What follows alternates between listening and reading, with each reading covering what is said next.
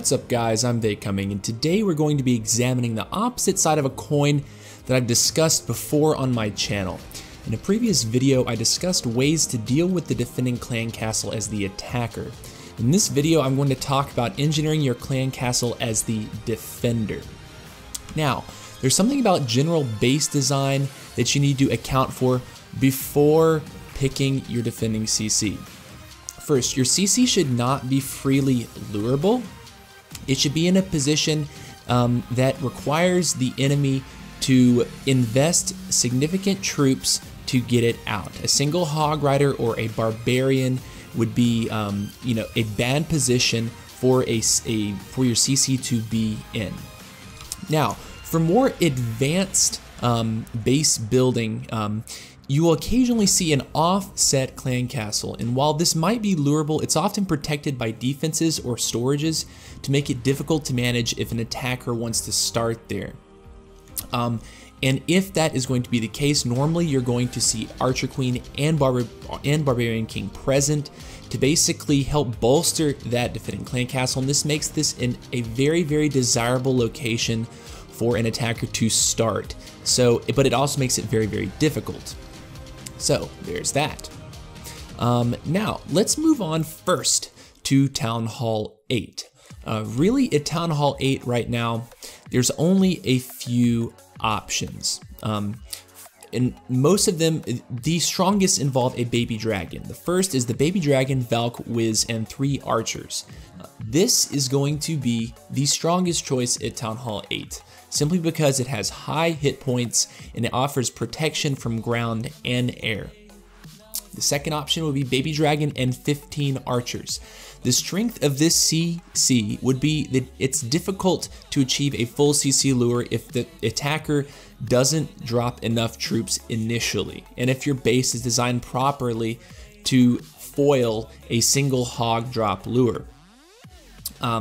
And finally, this would be an old meta option. It's going to be the Dragon Balloon option.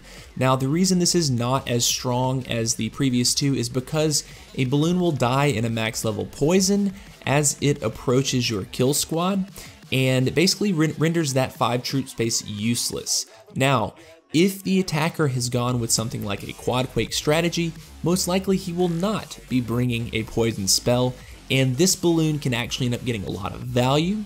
So if you're going to choose this option, the only way this is going to be better than the other two is if the person is using a Quad Quake. Now, so that's it. That's it for Town Hall 8, really. But there is one thing that you should definitely never put in your defending clan castle, and that is a P.E.K.K.A, guys. Dragaloon is very strong at Town Hall 8, and a CC P.E.K.K.A will be completely useless against it. Maybe the attacker will mismanage his attack and drop his king at a position that would accidentally lure that P.E.K.K.A in the middle of his dragon raid, at which point the P.E.K.K.A would then come out and distract the dragons inside the base, but that is unlikely, and especially if the attacker is smart and knows on a cleanup hit that there's a P.E.K.K.A there, Dragaloon will absolutely crush your base. Let's move on to Town Hall 9 now, and we'll start at the very bottom of the defensive meta with the max level Golem. I'll go ahead and silence my phone there. Sorry about that, guys. First, let's talk about the hard counter, right? What you're countering with a max level Golem would be the Valkyrie base kill squads. The Valkyrie, all the Valkyries will attack that max level Golem, and the Golem explosion with the Golemites is going to be 840 damage. Level 4 Valkyries only have 900 HP, so if they are at all damaged or splashed out by other defenses at that moment, all of the Valkyries will instantly die, save the max level Valkyries that the opponent may have brought to the table. But that's going to significantly mess up the attack if he's brought a lot of Valkyries in his kill squad. Another counter that this has, and this is sort of a secondary counter, and this is going to be the Queen Walk or Queen Charge. And it's not because of the damage that the Golem will deal to the Queen. It will end up dealing significant damage to the Queen, but it's going to slow her down. You're going to have to, the attacker will have to expend a rage spell to rage heal her through the golem explosion, but also to get through the golem because it has so many hit points, 6,600 hit points, and then additionally the golemite health to just whittle through. It's gonna make that a little bit more difficult. But there is a more effective counter that we will talk about later to a queen walk and queen charge. Now, the CC strengths here is a golem is largely unaffected by a poison spell. And just like I said against the queen charge, it has high HP and it costs ground kill squads a lot of time because they have to beat through it. Even bowler kill squads can take a significant amount of time to beat through that max level golem. Even though it won't damage the bowlers, it will cost them time.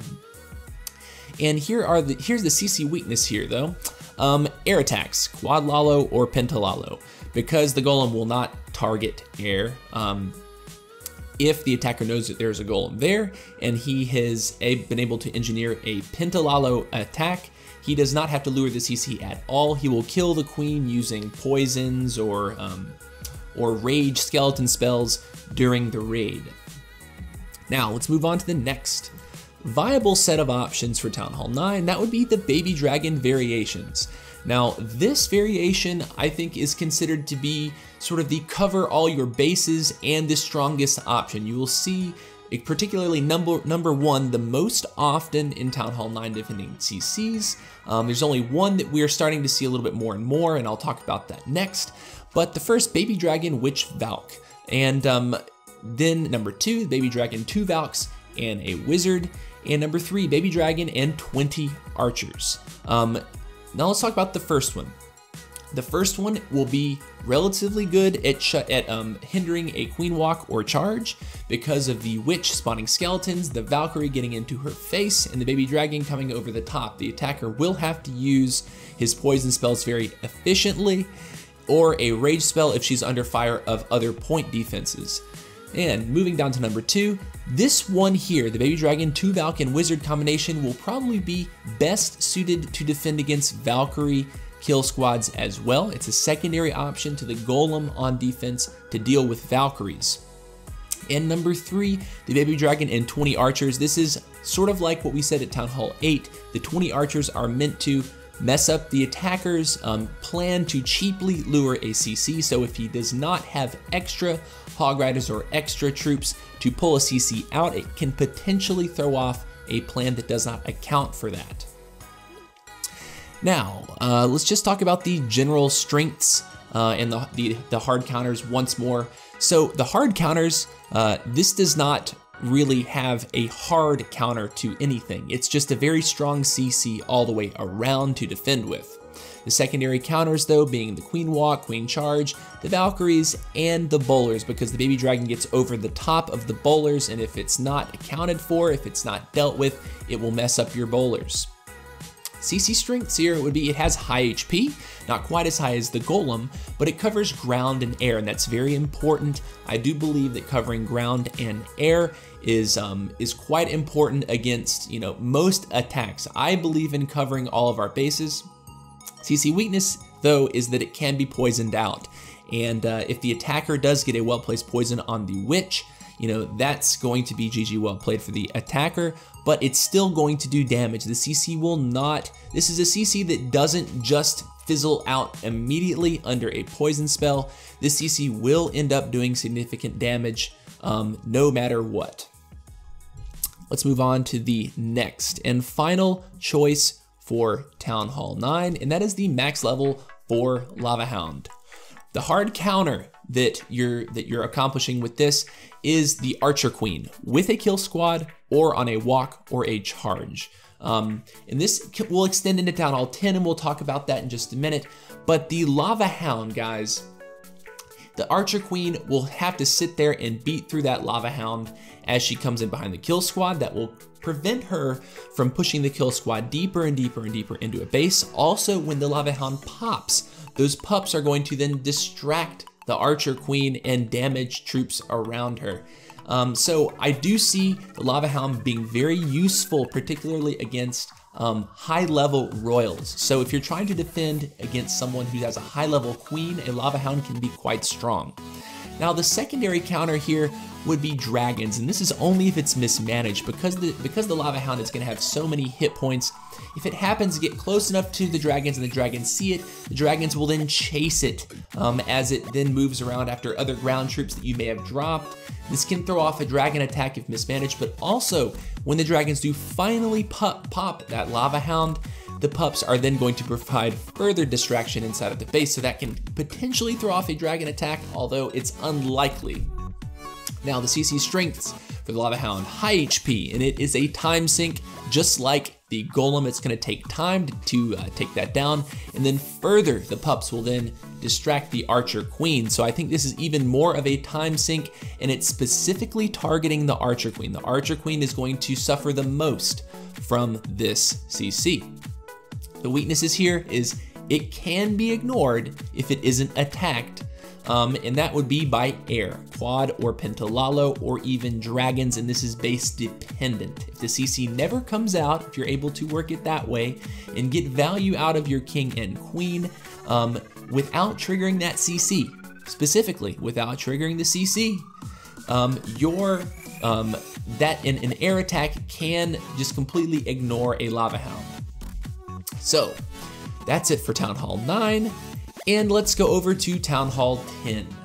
Now, with Town Hall 10, there is really only one meta option at this point in time that we're seeing in our competitive wars, and that is the Max Hound with a Max Balloon. Now, just like Town Hall 9, it's meant to hard counter the Archer Queen. At Town Hall 10, the Archer Queen gains another 10 levels, and this easily makes her the most powerful and one of the most valuable parts of your Town Hall 10 offense. So if you're able to counter her with this Lava Hound, you force her to attack the Lava Hound, she cannot help to push a king and other, small kill squad to take out a few primary objectives. So that's really it, guys. Just like Town Hall 9, it can mess with dragon attacks if mismanaged. And to a certain extent, Lalo, I guess you could say the same for Town Hall 9. Lalo can be messed up a little bit, because if the pups get all locked onto the Hound, it can take away from your cleanup. Now, the CC strengths, again, high HP, time sink, and the pups do continue to distract the Archer Queen after its death.